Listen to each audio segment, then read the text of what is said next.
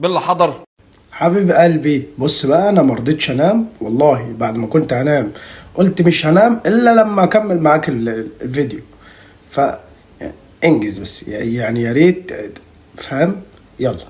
بالله جه، بالله هيعمل اللي عليه. بص خلينا بس مقتنعين ان انت في البداية كده ما عملش اللي عليك. ليه؟ عشان اصلا اللي قدامك ده يعني مقاطعة واحنا كلنا عارفين. ف بس يلا كمل كمل. ليه؟ الفيديو ده انا عملته عشان استفزني جدا جدا جدا. يا جدع اقول كلام غير ده وانت في حاجة بتستفزك؟ كمل يلا. والله والله والله العظيم انا صعبان عليا الفلوس اللي انا دفعتها. هو انا مش صعبان عليها بصراحة غير شكلك ده. يخرب بيت شنبك ودقنك يا راجل.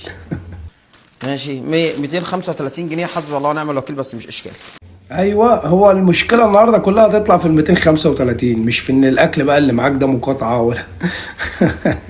يلا بينا نكمل. بس انا اللي استفزني في الموضوع، انا عارف كنتاكي بيقدم ايه وبيعمل ايه، وانا والله العظيم ما باكل من عنده، والله بحلف بالله. طب انت والله ما بتاكل من عنده؟ طب اشتريت من عنده ليه؟ وازاي عارف اكله ايه ما دام انت ما بتاكلش من عنده يعني؟ هو يا جماعة القصة في ال 235 بلبل اللي هو دفعهم دول اكيد. كمل كمل. ولكن اكتر حاجه استفزتني الفيديو اللي انتوا شايفينه قدام منكم دلوقتي ده. مين اللي مقاطع؟ اما انتوا المنظر ده كده والناس داخله جوه.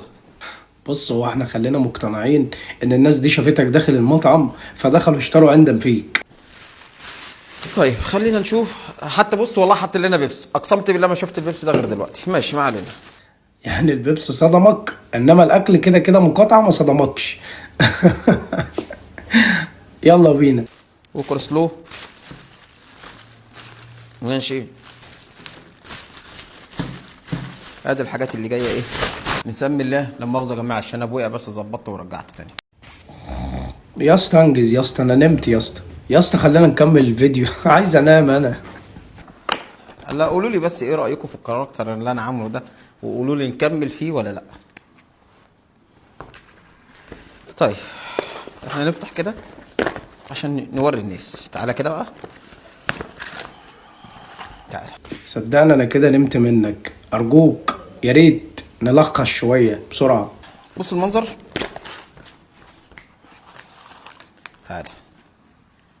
والله العظيم ده المنظر اللي جاي لي دلوقتي اهو. انتوا بتاكلوا ايه؟ يعني بص المنظر كده. طيب تعالى كده تاني. بص المنظر من جوه لسه ما فتحتش.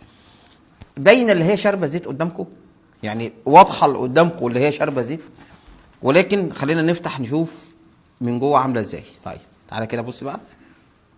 بص منظر الفراخ من جوه، بص منظر البزلقه واللحم عامل ازاي. يا اسطى خلاص حرام عليك، هجيب اللي في بطني قبل ما انام. يا اسطى صدقني انت ال 235 جنيه دول هم اللي عملوا معاك الغلط. فخلاص ارجوك كفايه. السلام عليكم، هروح انام بقى. يعني شايفين المنظر؟ فلا بجد لا. انا اسف. انا اسف ان انا وريت لكم حاجه زي كده. تعالى تاني كده. تعالى كده بص المنظر.